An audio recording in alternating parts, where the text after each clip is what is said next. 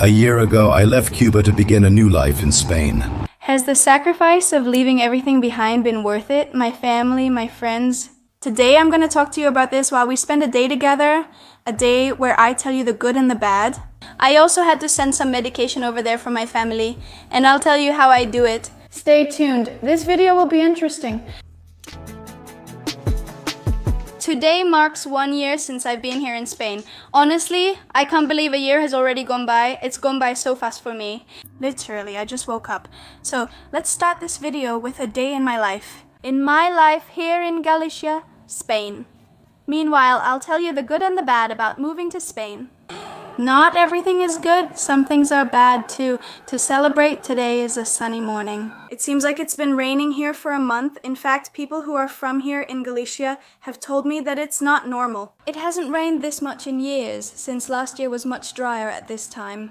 That was when I arrived, and people have told me that it's a horrible situation.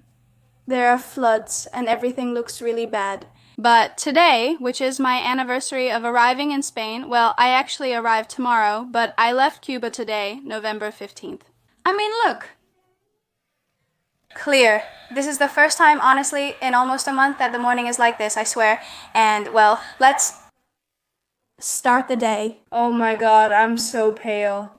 I've gotten super pale here. That's something that's changed. My skin has changed a lot. Look at that. I mean, I've gotten really, really pale. I get sun here, but it's not like the Caribbean sun. I don't think it burns as much. Besides, I do use sunscreen. And, well, one thing that happens to people when we leave a country, this whole thing about leaving a country and everything surprises you and all that, many people don't experience this because they haven't gone through it. Like us Cubans. So when we leave Cuba, it's like being born again. I think I watched another Cuban who made a video celebrating his anniversary outside Cuba, but I don't remember who it was. It felt like a new birth, almost like celebrating a new birthday of life. Your life has changed. You've been born again, opened your eyes, and discovered much more in the world. It's not just about thinking what you'll eat tomorrow or when the power will go out. So we Cubans, well, we lived like that in Cuba, but now we've left exploring the world, seeing its wonders, and living in a free country. Because while every country has its political problems, currently Spain is going through a serious problem that has to do with politics. I'm not discussing that topic because I don't feel prepared or knowledgeable enough. And let's start with something that hasn't been so good for me. I mean, something that has been negative in this life process. Well, first things first, what I'm going to talk about is something bad. If we're starting with the bad things, since we'll be alternating between good and bad, one of the things that's been really hard for me and has been hard for me all year is sleeping well. Sleeping well, for many reasons. You know, you worry, you miss people, sometimes you feel lonely, and well, sleep is something that gets affected. I know I'm not alone. My mattress is too hard and uncomfortable, and I've slept on it for a year. I'm so excited. This mattress will change my life. Right, Mommy? Are we sleeping together with EMA? Yes, and EMA. That's my niece's name, so that's a good sign. Here it is. This is my first time doing this in Spain, and actually my first time ever. Because in case you didn't know, in Cuba we use the same mattress for the rest of our lives, and when it breaks, well, there's a job called mattress repairer, and they fix it for you. Don't you hear that noise? I mean, it's inflating by itself, it's inflating by itself. Emma, listen. Am I? Yes? How does that technology work? How did that mattress inflate by itself? I don't know. This is my first time doing this, but this is awesome. Oh, it feels so soft. Look, 2, 3, 4, 5. I'm moving forward. And well, I already have my new mattress with my new pillows. Oh, I'm so excited. Let's do the mattress test. Come on, Phoebe, let's do it. 1, 2, 3. Woohoo! Phoebe likes it too. Do you like it? Oh my god. Let's see. This is great. This is really good, right? Mommy? The pillow feels nice. This one adjusts to your head, see? It's kind of soft, but this part here is kind of firm, so it's the perfect balance. The rain has been so heavy. Look, this is the dog park. Here, and of course after the sidewalk, the river should be there, but look at how all of this has flooded.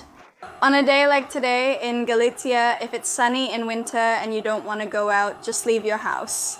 Here you have to take advantage of sunny days since there are so few in winter. It's 11:32 in the morning. And yes, well, now we're going out to have breakfast because on a day like today, we have to do fun things. Remember the beauty of our life in Spain and enjoy it. We're going out to have breakfast. It's a bit late. I think we have until 12 to have breakfast. But well, I had to wait for my beautiful little mattress to arrive. And well, now let's talk about something good, about emigrating to Spain. I mean, talking about the good things is like, I've literally already said it. In all my videos, I talk about the things that surprise me, the things I like. I love Spain. I think it was a 100% right decision. Moving here was worth it for me. I love the food, the scenery, the life, the lifestyle here. I've been able to thrive. I've been able to do things that I never could have done in my country, like having my own little house, my own income. That's great. Regarding income, I didn't struggle, but I know many others do. When they arrive, they go to a relative's house and must keep moving. Fortunately, my friend helped me secure a rental before I arrived. You know, I have never been alone, and that's something I recommend. To everyone who emigrates, try not to be alone. I know there are people who don't have anyone and have to face life alone, but it's much harder. When you have someone by your side who helps you, the truth is that things become much easier for you and you get things done faster because you have guidance. And that's what I've had in my personal case. I'm really grateful to you because thanks to that, I've been able to do a lot here and have my own place since I arrived. A lot of paperwork and complex tasks that most immigrants aren't aware of. Look, we ordered a cake, a juice, and 2 coffees for breakfast. I'm only going to have coffee. How much did it cost? 8.70 euros, one negative thing, I don't know. This happens a lot to us Cubans because I posted something about this and a lot of people told me that yes, they actually have these traumas and nightmares. And it's that we Cubans, like us, technically what we do is escape from Cuba. You know, running away from that country and trying not to go back anymore? Some of us have to go back for family, but many don't even want to consider it. Often we just dream about returning. Yeah, at least it happens to me and to many other people, Cubans, Venezuelans too, whom I've talked to. It happens to us that we dream, we go back to Cuba, and then we can't leave again. I often get so nervous in those dreams that I wake up thinking they're real, and it always happens in my dreams. My friend says not to worry and that they'll handle everything. And so it's a nightmare. Honestly, it's a nightmare. And it's one of the negative things because I've had that nightmare about 50 times this year. No lie. And, well, another good thing that I've already mentioned to you, in fact, I made a video especially talking about that, and it's that I can help my family. In Cuba, even if you wanted to and had the money, you couldn't buy things because they simply weren't available. The supermarkets are empty, and if you watch my videos from Cuba, you can see it for yourself. And when things were available, they were very expensive. In fact, the prices there... Supermarkets and stores use dollars, but Cubans are paid in local currency, even though some have dollars. Unless a family member sends them money from abroad, and it was more than here. So of course from here they earn euros. I try to help my family as much as I can. I wish I could help them more. But I try to do as much as possible so that they also have food so they aren't going hungry. And that's something I'm very grateful for about leaving Cuba, being able to help them. Although I know that sometimes, many times, there are a lot of people who don't want to send money because in the end the government is getting rich. But I'm not going to let my family go hungry. I mean, my family comes above everything else. Since I'm here in Spain, I can help them. Actually, a follower who lives in Coruña wrote to me, and she's going to Matanzas, my city in Cuba, in 15 days. I'm sending some medicine with her for my family here and over there. You go to the pharmacy and the over-the-counter medicines, I can buy as much as I want, as much as I need, you know, for pain, ibuprofen, and that's something you can't do in Cuba because first of all, there aren't any medicines. And if there were, everything is super regulated. I mean, you can buy one per person and so on. But here in Spain, it's not like that. I'm really grateful I can help my family like that. One negative thing though, which I think I'm not alone in. I think that most of us who emigrate generally experience the negative things, and it's anxiety. Back in Cuba, despite all the problems there, I had never experienced anxiety. To me, what was happening seemed normal. I stayed pretty positive despite it all, you know. I always tried to see the bright side of things, even though, well, the situation wasn't good. When did my anxiety start? My anxiety started from the moment I began planning to leave Cuba. I never considered leaving Cuba because I had no family, money, or anything. After leaving my government job, I focused all my effort on starting YouTube. And because it's something you have to dedicate yourself to 100%, otherwise, I think you don't grow. To grow at something, you must dedicate most of your time to it. So while I was working for the government, a virgin, I made little videos for YouTube, but I wasn't growing, I was just kind of stuck. When I left my job, when I got out of my comfort zone and said, well, now I have YouTube left. I'm not monetizing it, I'm not making any money, but well, I'm gonna give it my all to grow. And that's how it was. I gave my all to YouTube. I started to grow and many of you got to know me, and I'm so grateful to those of you who are still here and watch me. After a year in Spain, after leaving Cuba. And well, when I started monetizing my social media on YouTube, I had pretty fast growth while I was in Cuba. I was like, what is this? I couldn't believe it, I felt overwhelmed, and that's when my anxiety started. You might say, wow, that's great, how lucky. But that's when my anxiety started, because that's when the pressure began to keep posting content all the time, because I thought, wow, now I really can't stop. That's when the pressure to plan leaving the country began. And when you plan something that big in a country like Cuba, you start to feel a lot of anxiety, a lot of stress, a lot of things, because leaving the country is not easy at all. It's one of the hardest things you can do, because usually they tell you no all the time. You have to find 10,000 ways to justify your money since they won't let you leave. It's tough. Many people get denied everything. Luckily, I justified all my income and everything very well, and they approved my visa, so here I am. But that whole process of going to the embassy, the money interview, I don't know what else. All of that caused me such a high level of stress that I had never experienced in my life. The uncertainty of not knowing if they were going to say yes or no. That's when my anxiety started. My anxiety really began.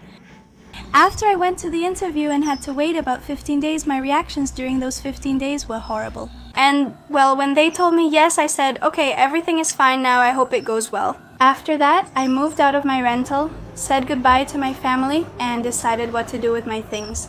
I gave everything to those in need instead of selling it.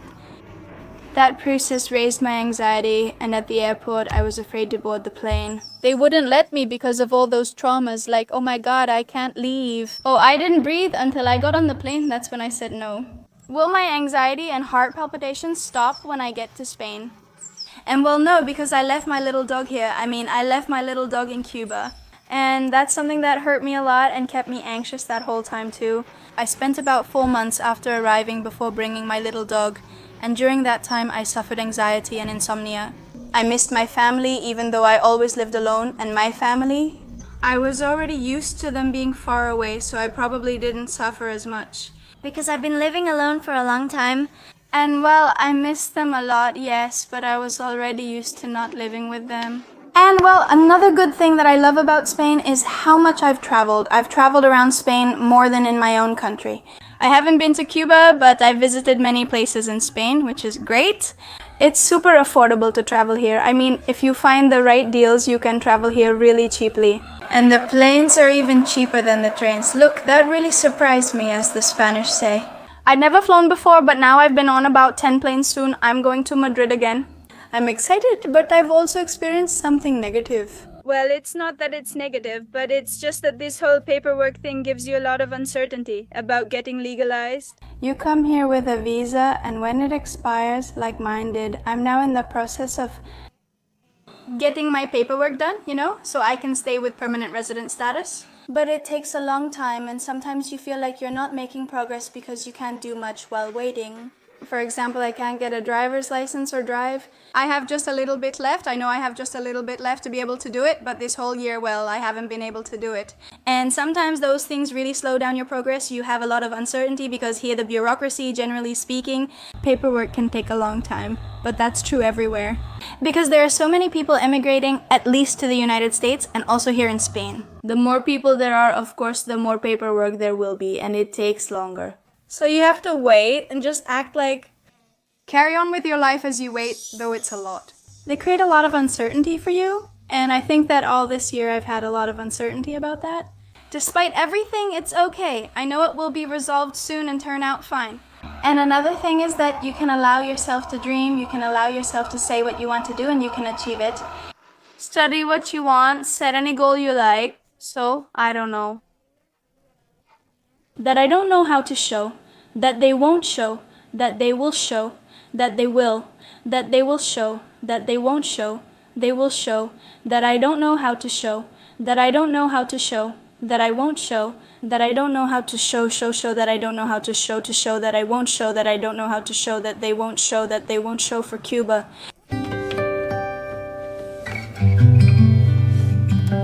And another thing that can't be overlooked, something that has improved a lot for me in Spain, is my skin.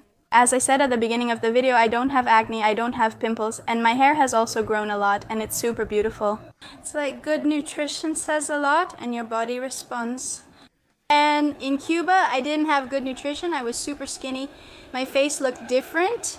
I think I'm older now, but honestly, my face looks better than when I was 20-something. And well, that's just good nutrition. The steak, this is Galician beef. Well, look, here are all the medicines I told you I was going to buy to send to Cuba. This is one of the ways I can help my family. Here's Greta, who is helping me put together the little package. We're throwing this away, and this is the package because I'm also sending some clothes for my little sister.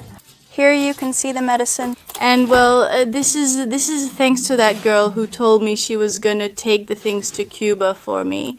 So then, well, I hope, sweetheart, that you liked this video. I think it's pretty clear that I feel really happy, and I don't regret at all choosing Spain as my destination to start a new life. For now, I do plan to stay in Spain. For a long time, yes, I do plan to stay. Unless things get really bad and I have to emigrate again, God forbid. I think about that a lot. That's an idea that crosses my mind a lot. Every country has political problems, gentlemen. And I don't know, as long as I feel happy where I am, I'll stay here. And I feel super happy in Spain, super grateful that you all enjoyed this video so much. If that's the case, give it a like, as it's very important. YouTube really needs you to like this video, sweetie. Please like it. Subscribe down below on the little red button that says subscribe. It's free. It doesn't cost you anything, my love, nothing at all. There's also the option to join this channel's membership, the super thanks. All those are little things you can do to support me so I can keep making videos that you all enjoy. I'm saying goodbye. Congratulate me in the comments for my first year. If you're happy for me, great. If not, I don't care. Leave a comment below with your thoughts. Sending a big kiss. See you in the next video. Bye.